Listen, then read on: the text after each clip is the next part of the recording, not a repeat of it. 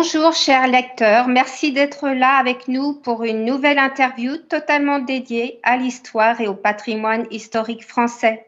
Nous recevons une des personnalités préférées des Français. Il est très présent dans les médias, il est très présent dans les librairies. C'est un homme à la fois écrivain, journaliste, présentateur télé et animateur radio. C'est Stéphane Bern, il est notre invité aujourd'hui.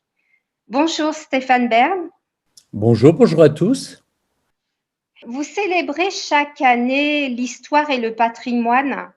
2 prix sont décernés par un jury de professionnels de la Fondation Stéphane Bern.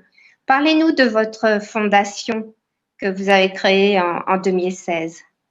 C'est une fondation que j'ai créée évidemment pour redonner le goût de l'histoire et donner envie à des jeunes auteurs de publier des biographies ou des livres d'histoire, tout simplement. Donc, c'est un prix qui s'attache à récompenser un premier livre publié et édité. Et d'autre part, vous connaissez mon action en faveur du patrimoine. J'essaie de donner un prix aidé par un jury d'experts, pour valoriser une action en faveur du patrimoine. Je trouvais important de donner l'exemple en créant une fondation qui permette justement à la fois de défendre l'histoire et le patrimoine et d'essayer de faire vivre cette fondation de mon vivant en l'animant. Elle est adossée, comme vous le savez, sur l'Institut de France, donc les 5 académies, dont la plus prestigieuse est l'Académie française, évidemment. Et je la dirige donc avec Xavier Darcos, le chancelier de l'Institut de France. Donc, 2 lauréats ont été récompensés en 2019. Vous avez décerné le prix pour l'histoire à Clément Horvat pour son livre Till Victory, Lettres de soldats alliés. Est-ce que vous pouvez nous parler un petit peu de cette cérémonie de remise de prix que vous avez tous les ans? Chaque année, on essaie de faire une remise de prix dans la grande salle de l'Institut, sur le quai Conti, donc qui est un endroit assez prestigieux, la salle du Conseil, là où se réunissent les académiciens. Et on remet le prix Histoire, c'est chaque année une personnalité.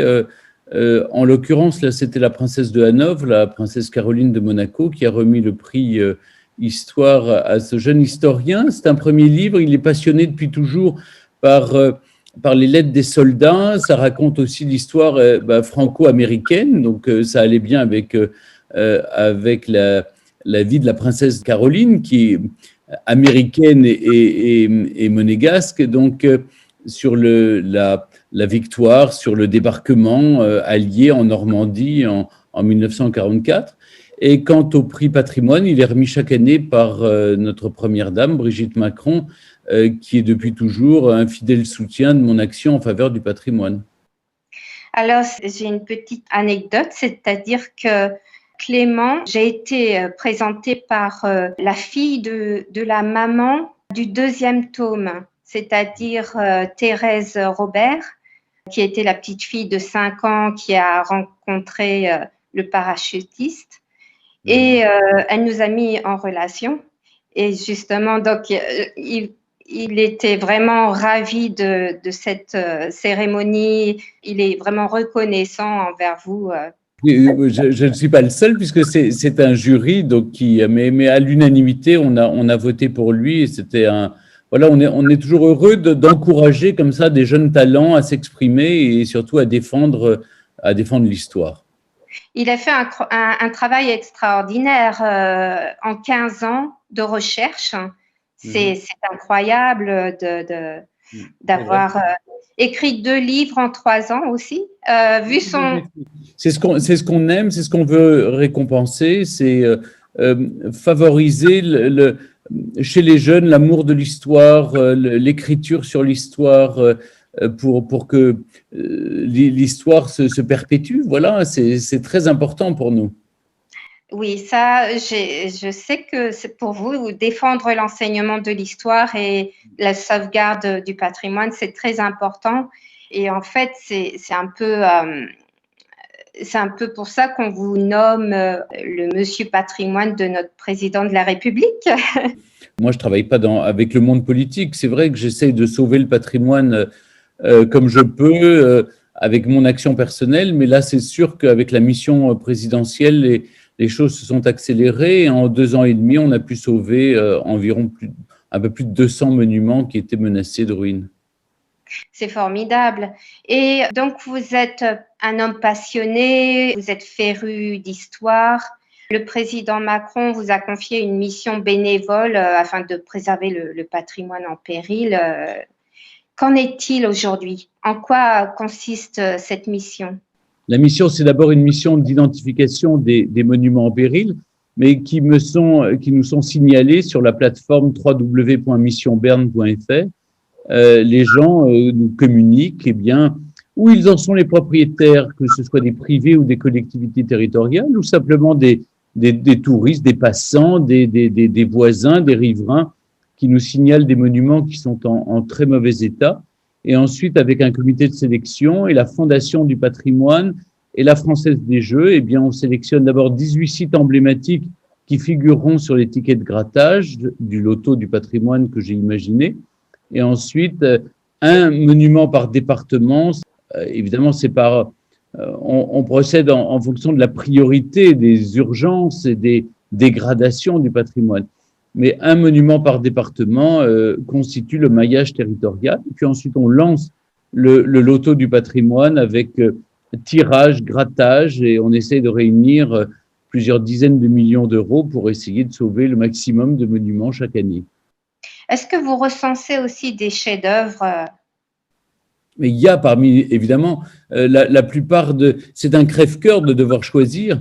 Et d'ailleurs, ceux qui ne sont pas choisis pour le loto du patrimoine continuent d'être aidés par le ministère de la Culture, parce que tous ces monuments méritent d'être aidés. En plus, l'année qui s'est écoulée était une année terrible, dans la mesure où il n'y a pas eu de visiteurs dans ces monuments. Et s'il n'y a pas de visiteurs, il n'y a pas de billetterie. S'il n'y a pas de billetterie, il n'y a pas d'argent, pas de trésorerie dans ces monuments. Et donc, c'est très difficile de lancer des chantiers de patrimoine s'il n'y a pas d'argent. Vous savez, la plupart des gens, des privés ou des collectivités territoriales qui disposent, en tout cas qui sont dépositaires de ce patrimoine, n'ont pas de fortune. On pense toujours que les châtelains ou les propriétaires d'abbayes sont des gens fortunés. Non, ils ont souvent hérité de ce patrimoine et ils ont à peine les moyens de l'entretenir. Donc, il faut vraiment les aider. Donc, c'est la raison pour laquelle on fait ce loto du patrimoine. Et il y a toutes sortes de patrimoines. Ce n'est pas les châteaux et les églises, c'est aussi le patrimoine vernaculaire, le patrimoine archéologique, les maisons d'écrivains, le patrimoine du XXe siècle, le patrimoine industriel, ouvrier. Enfin, c'est tellement riche. La France est un pays tellement riche de patrimoine qu'il y a tout à sauver, il y a tout à faire, en fait. On considère qu'il y a entre 9 et 15% du patrimoine qui est en danger. Et donc, j'ai encore beaucoup de travail. Et mon rôle n'est pas de prendre la place du ministère de la Culture. Vous savez, la ministre fait ce qu'elle peut et elle obtient beaucoup déjà en termes de budget. Mais mon rôle est d'aider de tous ceux qui passent entre les trous de la raquette et ceux qui, entre les mailles du filet, ceux qui échappent au fond à la vigilance de l'État. Et l'État ne peut pas tout faire. Et pendant très longtemps, il y a eu des mécènes américains qui sont venus aider le patrimoine français. Eh bien, moi, j'invite les Français à se mobiliser eux-mêmes pour sauver le patrimoine. Et vous savez, le loto, c'est pas un impôt patrimoine, c'est une contribution volontaire, ludique, amusante, parce que l'argent, principalement, va aux gagnants du loto. Et c'est seulement la part de l'État qui est rétrocédée à la Fondation du patrimoine par la Française des Jeux. Et c'est avec cet argent qu'on sauve le patrimoine. Vous êtes le Prosper Mérimée du XXIe siècle, en sorte. C'est me faire beaucoup d'honneur que de me donner ce nom, parce que Prosper Mérimée était un immense écrivain, mais c'est vrai que c'est l'un des premiers inspecteurs des monuments historiques et c'est celui qui a traversé tout le pays pour recenser le patrimoine en péril. Et alors aujourd'hui, il y a les moyens d'Internet, il y a les plateformes, il y a des moyens techniques qui m'évitent de voyager. Surtout que c'est pas une année où on peut vraiment voyager à travers le pays. Donc, toutes les informations nous parviennent facilement grâce à tous les réseaux et au digital. Donc, ça, c'est parfait. Oui, ça c'est formidable. Que ressentez-vous d'avoir été nominé Monsieur Patrimoine par l'Élysée? C'est quand même un titre important. C'est pas vraiment un titre, je suis plutôt chargé de mission, vous voyez. Alors, si un autre président arrive au pouvoir, il aura peut-être l'intention de me mettre dehors, de changer de chargé de mission. Vous savez, c'est une mission bénévole, je ne coûte rien à l'État, j'essaie de faire le maximum. Je ne peux pas dire que ce soit très flatteur, c'est surtout une grosse responsabilité. Vous savez, je voue ma vie à défendre le patrimoine et l'histoire. Maintenant, je crois qu'on a fait du bon boulot avec toutes les équipes qui sont derrière moi.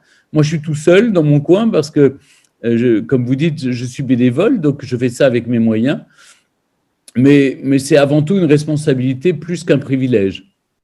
Vous répondez à votre manière à servir la France, à servir l'histoire et le patrimoine, et à travers la remise de prix, la défense de l'enseignement de l'histoire. En quoi consiste exactement la loterie du patrimoine? C'est un peu ce que je vous ai expliqué, c'est-à-dire que les gens, les grattages et le tirage, il y a plusieurs tirages, plus des jeux de grattage, et c'est ce qui permet aux gens de contribuer.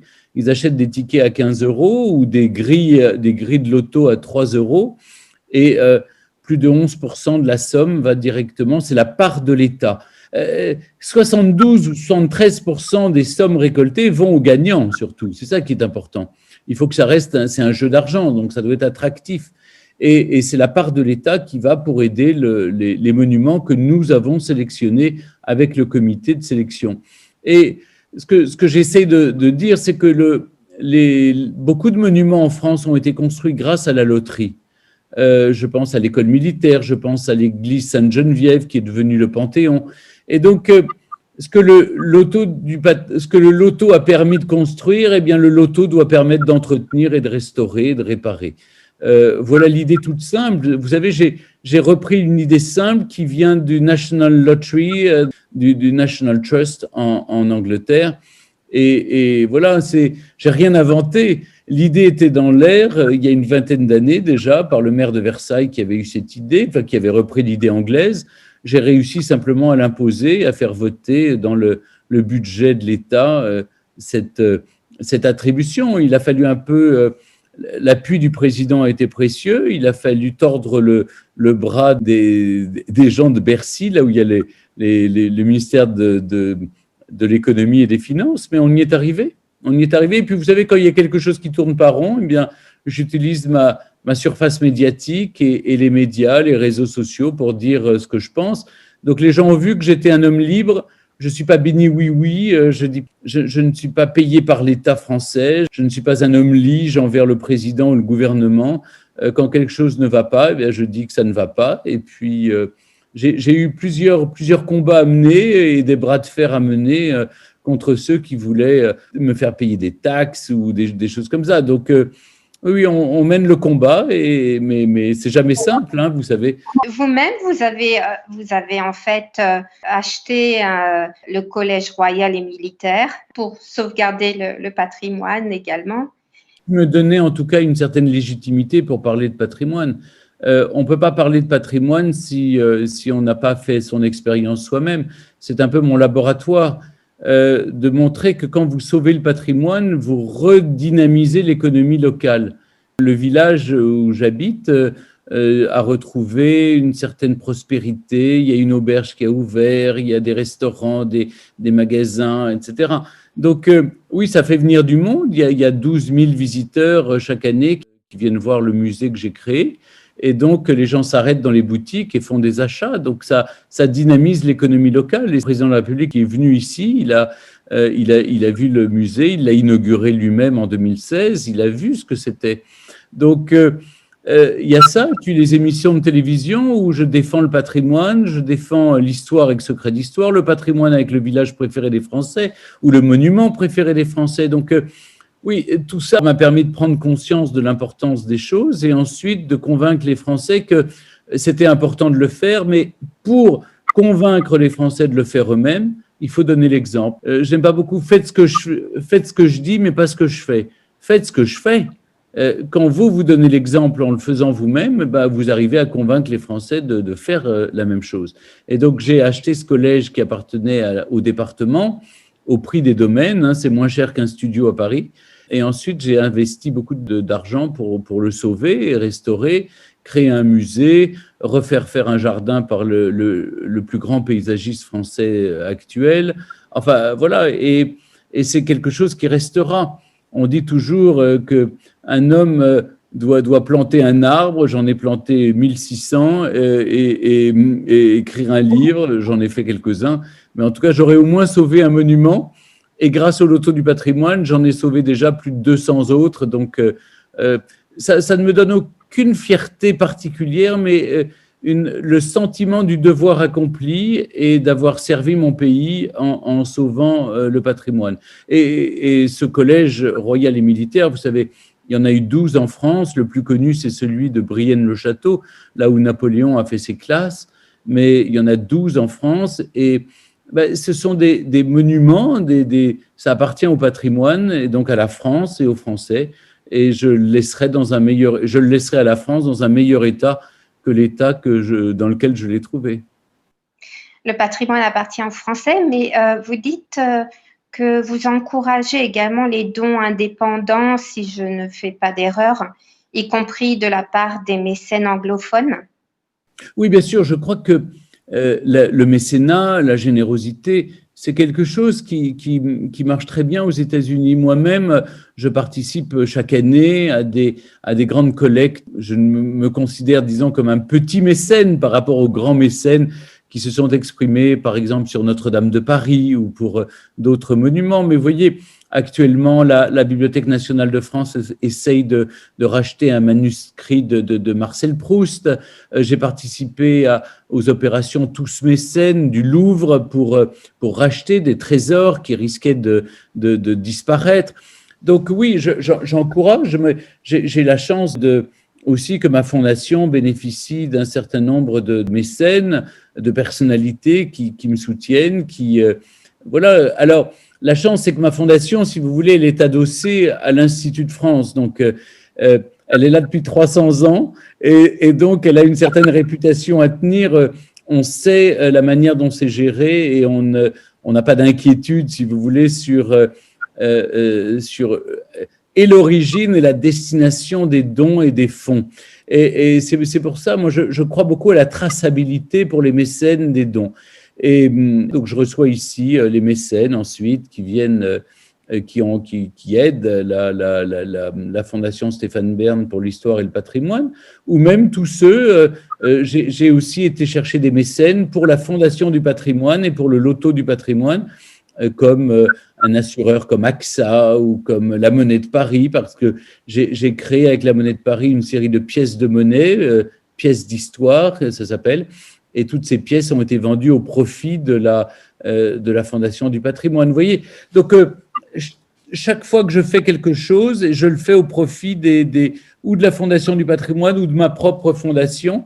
Chaque fois qu'on me demande d'intervenir, de faire des conférences, de m'exprimer, je le fais toujours au profit de ma fondation en ne demandant rien pour moi-même, étant bénévole. Comment sont sélectionnées les candidatures des sites visités ? Tous les projets se retrouvent sur missionberne.fr.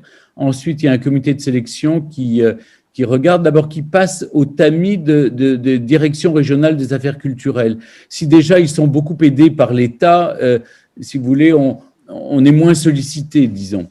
Ensuite, on regarde l'état d'urgence, l'état de péril du bâtiment, le plan de financement, voir si l'État, la région, le département, si tous ensemble, on peut vraiment sauver le monument.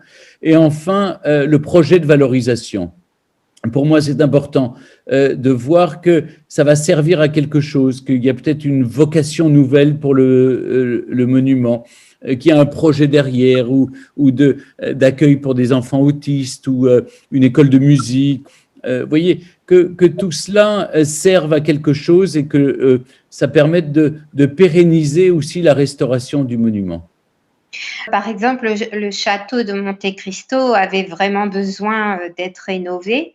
Il a été rénové une levée de fonds a été menée en 2015.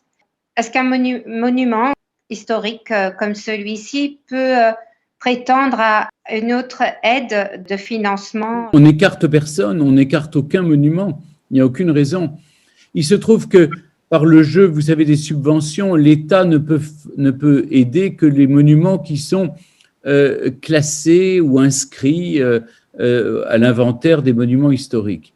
Si bien que nous essayons avec la Fondation du patrimoine, nous essayons d'aider des monuments qui ne pourraient pas bénéficier des subsides de l'État. Et donc les monuments, tout ce patrimoine qui n'est pas classé, qui n'est pas inscrit, mais qui est remarquable. Et donc, eux aussi, ils ont besoin d'être aidés. Il y a des milliers de monuments qui ont besoin d'être aidés. Par exemple, le château de Loches, qui a un superbe donjon, aurait peut-être besoin. Le logis royal de Loches ne nous a encore rien demandé. C'est un endroit que je connais bien pour y être allé souvent, et avec la basilique Saint-Ours à côté, où on a inhumé les restes d'Agnès Sorel. Voilà, la ville n'a rien demandé, mais la ville a aussi les moyens. Vous savez, il y a aussi des villes qui ont l'amour du patrimoine, qui le protègent, qui le défendent. D'autres villes sont moins attachées au patrimoine que d'autres. J'ai vu les effets des élections municipales aussi. Certaines villes qui n'avaient pas l'intention de rénover le patrimoine nous ont contactés depuis lors en disant qu'ils voulaient restaurer le patrimoine, et d'autres, à l'inverse, n'avaient pas très envie et ont renoncé à des projets de restauration du patrimoine. Mais dans la réédition de mon livre « Sauvons notre patrimoine », je saurais les remercier les uns et donner des mauvais points aux autres. Quel est votre monument préféré et pourquoi est-il si important pour vous? Écoutez, l'un de mes monuments préférés, je ne sais pas si j'en ai un, mais moi j'aime la Sainte-Chapelle, j'aime Notre-Dame de Paris, le Mont-Saint-Michel, mais peut-être mon monument préféré, c'est le château de Versailles, parce que le château de Versailles permet au monde entier d'aimer le patrimoine. Quand vous parlez de la France et de la visite de la France, les gens parlent du château de Versailles, évidemment. Et d'abord, c'est là où j'ai fait mon premier job d'étudiant quand j'avais 16-17 ans. C'est là que j'ai gagné mes premiers sous pour partir en vacances. C'était au château de Versailles. J'étais hôte d'accueil, ce qui veut dire Monsieur Pipi, en fait, pour indiquer les toilettes aux gens. Et d'autre part, si vous voulez, les gens ne comprennent pas vraiment Versailles. Il se trouve que là, j'ai tourné pour le 31 décembre, la soirée du Réveillon, une soirée exceptionnelle pour France 2, avec feu d'artifice, avec un spectacle incroyable, au château de Versailles. J'expliquais à tous les artistes que Versailles est une vitrine, c'est un showroom. Louis XIV avait réuni les plus grands talents de son temps pour montrer au monde tous les savoir-faire d'excellence de la France. Oui, ensuite, il a été copié. C'est avant tout, si vous voulez, tous les métiers d'art qui sont à l'honneur. Et donc, il ne faut jamais oublier ça. C'est un showroom de tout ce qu'on sait faire en France. Donc, c'est l'apogée de l'art français.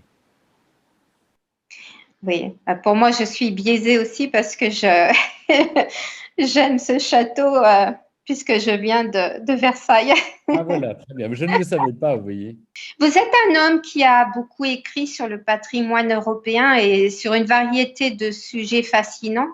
Parlez-nous de votre nouvel ouvrage, Secrets d'histoire, tome 10. En fait, c'est simple, les personnages sont des personnages illustres qui sont des personnages dont on parle dans mes émissions de télévision.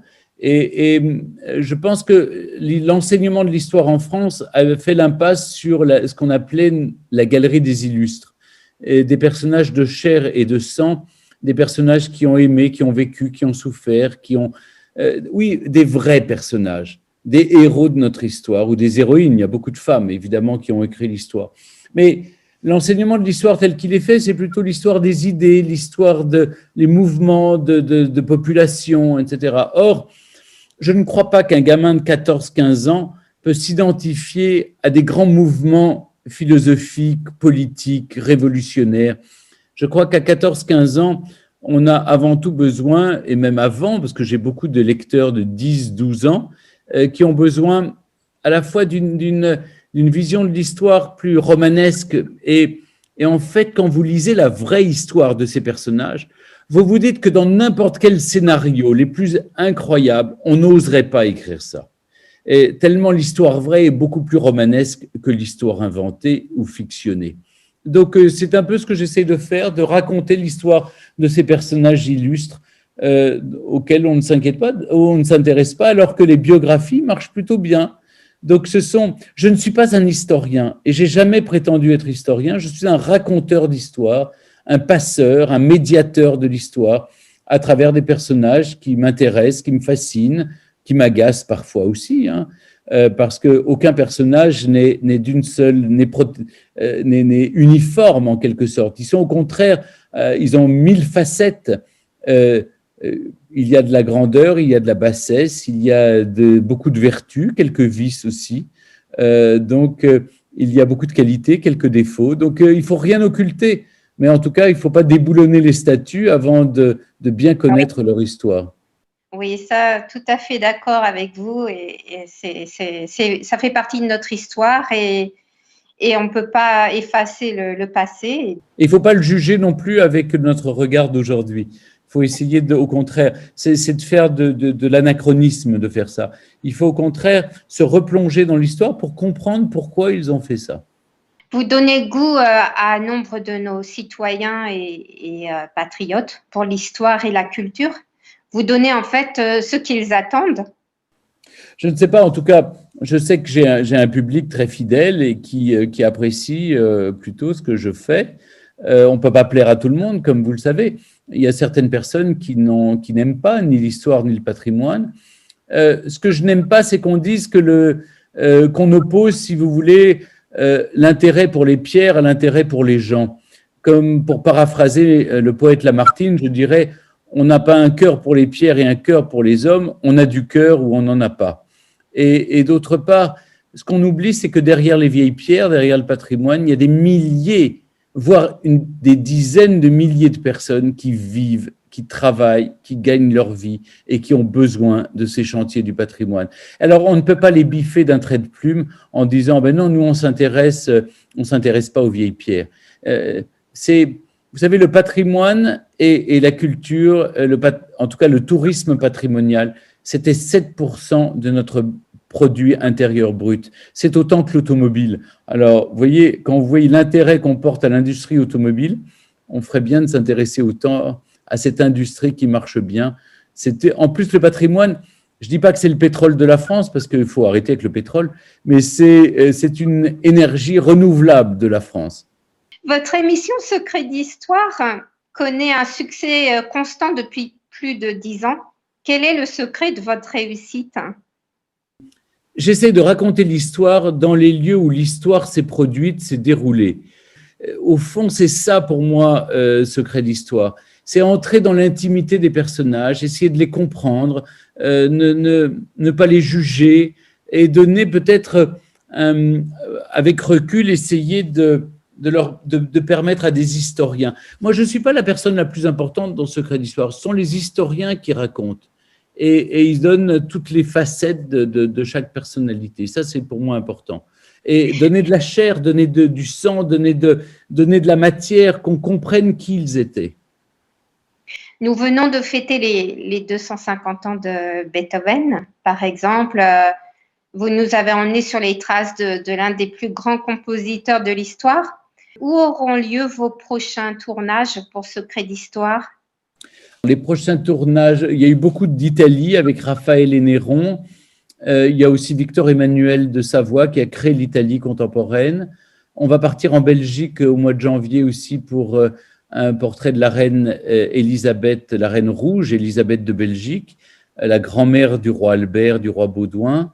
Voilà des personnages, vous voyez, toutes les époques, toutes les régions du monde.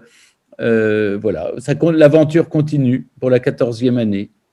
Vous allez en quelque sorte en dehors des sentiers battus. Oui, c'est le but. La France. Là, faut jamais être là où on nous attend. Exactement.